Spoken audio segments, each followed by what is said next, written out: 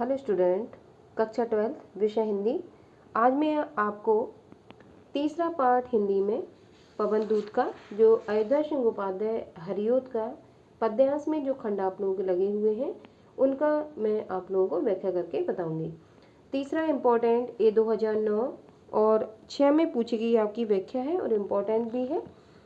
लज्जाशील पथिक महिला जो कहीं दृष्टि आए, होने देना विकृत वसना तो ना तो सुंदरी को, जो थोड़ी भी श्रमित हो वह हो गोदले श्रांति खोना, होठों की यूं कमल मुख की मिलानताएं मिटाना, कोई क्लांता कृषक ललना खेत में जो दिखावे, धीरे धीरे परस उसकी क्लांतियों को मिटाना, जाता कोई जलत यदि हो व्योम में तो उसे ला छाया द्वारा सुखित करना, तप्त भूतांगना को। तो ये आपकी व्याख्या इम्पोर्टेंट है और ये कई बार परीक्षाओं में यूपी बोर्ड में पूछी जा चुकी है। अब जब पेपर में व्याख्या आती है तो पाठ का नाम नहीं दिया होता है, आपको व्याख्या देखकर ही पाठ का नाम पहचानना होता है और राइटर का नाम पहचानना होता है। जैसे कि हम प्रश्न इससे आते हैं और पहला प्रश्न यही रहता है कि दिए गए पद्यांश में संदर्भ सहित व्याख्या कीजिए। तो संदर्भ लिखने के लिए हमें पाठ को पहचानेंगे हम और जो राइटर है उसको पहचानने का प्रयास करेंगे। तो आइए देखते हैं। सबसे पहले हम संदर्भ देखेंगे इस व्याख्या का। तो संदर्भ में ये आपको मैंने लिख दिया है, पवन दूत का पाठ से लिया गया है, जिसके जो रचयिता हैं वो अयोध्या सिंह उपाध्याय हरिओद जी हैं। तो प्रस्तुत पद्यांश हमारी पाठ्यपुस्तक काव्यांजलि में संकलित अयोध्या सिंह उपाध्याय हरिओद द्वारा रचित पवन दूत का, तो ये पवन दूत का शीर्षक हुआ, तो इसलिए हमने इसको सिंगल इन्वर्टेड कॉमा में ठीक है लिखा हुआ है। शीर्षक कविता से उद्गृत है या लिया गया है। तो संदर्भ में हम पाठ का नाम और राइटर का नाम लिखेंगे। ये मैं पहले वीडियो में भी आप लोगों को बता चुकी हूँ। अब जब प्रसंग हमें लिखना होता है तो प्रसंग का मतलब है कि जो व्याख्या दी गई है उसमें किस चीज़ के ऊपर चर्चा की गई है या किस बारे में बातचीत हुई है। तो प्रसंग में हमें वो लिखना होता है। तो देखिए क्या कहा गया है। राधा पवन को दूत का बनाकर कृष्ण के पास भेजते हुए कहती हैं कि उसे मार्ग में मिले पथिकों का, पथिक कहते हैं राहगीर को, उपकार करते हुए जाने की प्रेरणा देती हैं। मतलब राधा जो पवन है उसको संदेश देते हुए कहती हैं, वो उनको श्री कृष्ण के पास भेज रही हैं पवन को, और पवन को वो क्या मानव मान रही हैं, तो इसलिए यहाँ मानवीकरण अलंकार भी होगा। और वो श्री कृष्ण के पास भेजते हुए पवन को या हवा को समझाने का प्रयास करती हैं कि रास्ते में अगर तुम्हें कोई पथिक मिलता है तो उसके दुखों को तुम कम करती जाना, उनके दुखों को बढ़ाना नहीं। मीरा जी खुद दुखी हैं लेकिन उन्हें अपने से ज़्यादा दुख की चिंता दूसरे पथिकों की है और यही यहाँ बताने का प्रयास किया गया है। आइए पहले मैं व्याख्या अपने सरल शब्दों में आपको बताती हूँ, फिर एग्जाम में किस तरीके से आंसर राइटिंग करनी है उस पर भी मैं चर्चा करूँगी। लज्जाशील पथिक महिला जो कहीं दृष्टि आए, होने देना विकृत वसना तो ना तू सुंदरी को। अब लज्जाशील कहते हैं जो स्त्री शर्माती है, और पथिक कहते हैं राहगीर, यात्री या मुसाफिर। महिला आप लोग जानते ही हो। होने देना विकृत वसना को, विकृत कहते हैं अस्त व्यस्त, वसना कहते हैं वस्त्र को। अगर उसके वस्त्र इधर उधर हों या अस्त व्यस्त हों तो ना तू सुंदरी को।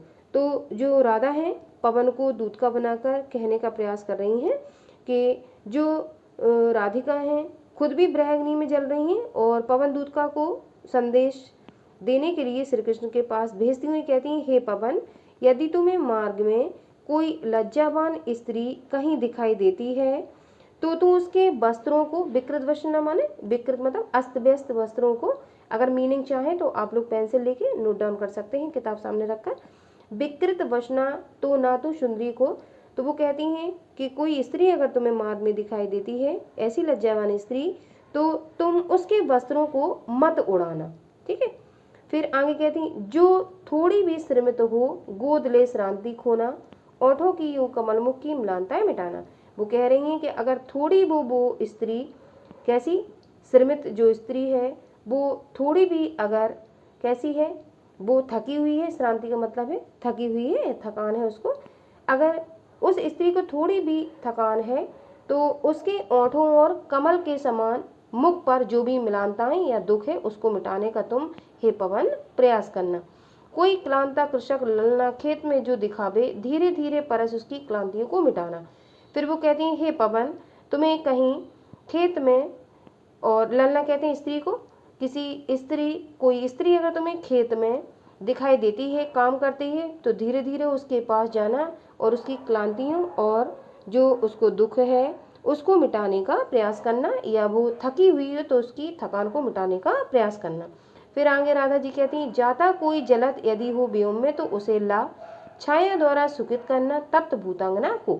फिर वो कह रही हैं, जलत, जलत कहते हैं बादल को, और व्योम कहते हैं आकाश को। फिर वो कह रही हैं, अगर कोई बादल किसी आकाश में जा रहा हो तो उस स्त्री के ऊपर छाया देकर उसे सुखी करना या सुखित एहसास कराना।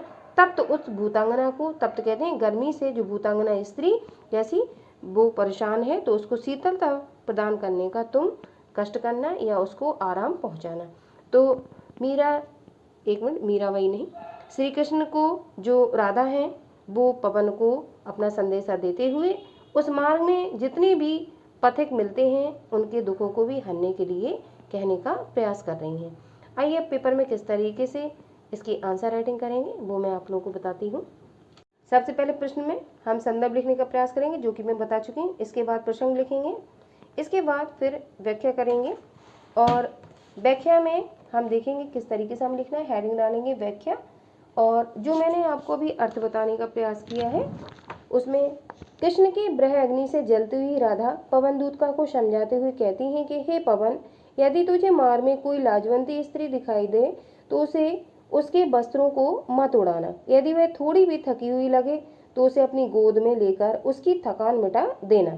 साथ ही उसके ओठों कमल के समान दिखने वाले उसके मुख की मलिनता को हर लेना। मलिनता कहते हैं दुख को, दरिद्रता को। राधा पवन से यह भी कहती हैं कि यदि तुम्हें मार्ग में खेत में काम करने वाली कोई थकी हुई स्त्री दिखे तो तुम धीरे धीरे उसके पास पहुंचकर अपने स्पर्श से उसकी थकान मिटा देना। साथ ही आकाश में बादल के दिखाई देने पर उसे पास लाकर उसकी छाया के द्वारा उस थकी हुई स्त्री को शीतलता या ठंडक प्रदान करना और उसे आराम पहुंचाना। तो ये व्याख्या पहले मैंने अपनी भाषा में समझाने का प्रयास किया, फिर आपको अर्थ में इस तरीके से लिखना है, तो आप इसको नोट डाउन कर लेंगे। पहले आप जो व्याख्या प्रश्न पत्र में दी गई है उसको लिखेंगे, फिर जो मैंने लिखने का आपको तरीका बताया है उसको आप लोग नोट डाउन कर लेंगे, और जो मीनिंग बताई है उनको आप वीडियो देखकर लिख लेंगे। अब जब हम पद्यांश की व्याख्या करते हैं तो कई प्रश्न आपसे काव्य सौंदर्य से भी पूछे जाते हैं, जिसमें आपसे पूछ सकते हैं दिए गए पद्यांश में कौन सा रस है, दिए गए पद्यांश में किस भाषा का प्रयोग किया गया है, दिए गए पद्यांश में अलंकार कौन सा है और शब्द शक्ति कौन सी है। तो मैंने सारा कुछ लिखा हुआ है, जो भी प्रश्न आपसे पूछा जाए उसका आंसर आप लोग इस एक वीडियो को देखकर कर सकते हैं। काव्य सौंदर्य के तत्व में भाव पक्ष और कला पक्ष दो पक्ष लिए जाते हैं। तो भाव पक्ष में क्या फीलिंग है उसको ठीक है दर्शाया जाता है। तो यहाँ पे क्या दर्शाया गया, प्रस्तुत पद्यांश में कवि ने ब्रहणी राधा को दूसरों की पीड़ा के लिए व्यथित दिखाया। ब्रहणी कहते हैं किसी के ब्रह में तड़पने वाली कोई स्त्री। तो राधा जी कृष्ण के दूर जाने से विरह व्यथा से व्यथित हैं, इसलिए उनको ब्रहणी की संज्ञा दी गई है। दूसरों की पीड़ा से व्यथित, व्यथित कहते हैं दुखी होना। तो राधा को कैसा दुखी दिखाया गया है, क्योंकि वो श्री कृष्ण से विरह से व्याकुल है। आप रस इसमें निश्चित बात है, जब नायक नायिका में से दोनों ही प्रेजेंट नहीं होते एक स्थान पे तो उसमें जो रस होगा वो वियोग श्रृंगार होगा। कला पक्ष में भाषा खड़ी बोली है, क्योंकि अयोध्या सिंह उपाध्याय खड़ी बोली का प्रयोग करते थे और वो खड़ी बोली के ठीक है प्रयोगकर्ता भी माने जाते हैं। छंद मद्दा कांता है, अलंकार रूपक मानवीकरण है। और यहाँ पे देखो रूपक और मानवीकरण इसलिए क्योंकि उन्होंने हवा को मानव की संज्ञा देने का प्रयास किया है। गुण प्रसाद है, जहाँ पे शांत प्रवृत्ति हो ठीक है तो वहाँ पे प्रसाद गुण का यूज किया जाता है। और शब्द शक्ति जो है वो अवधा का प्रयोग किया गया है। तो इस तरीके से आप लोगों ने आज एक व्याख्या देखी, और ये मैं 2025 का जो बोर्ड का पेपर होगा उसके अनुसार पढ़ाने का प्रयास कर रही हूँ। तो आई होप आप लोगों को वीडियो पसंद आ रहा होगा। और मैंने ये जो अयोध्या सिंह उपाध्याय का पवन दूत का पढ़ा रही हूँ इसकी मैंने प्लेलिस्ट भी बना दी है। आप लोग क्रम से मैं पढ़ाती जाऊँगी, आप लोग वीडियो देखते जाएंगे, और मुझे आशा है जब रेगुलरिटी से आप लोग इसको देखेंगे तो 2025 की परीक्षा के लिए आप लोग बहुत अच्छी स्कोरिंग हिंदी में कर पाएंगे।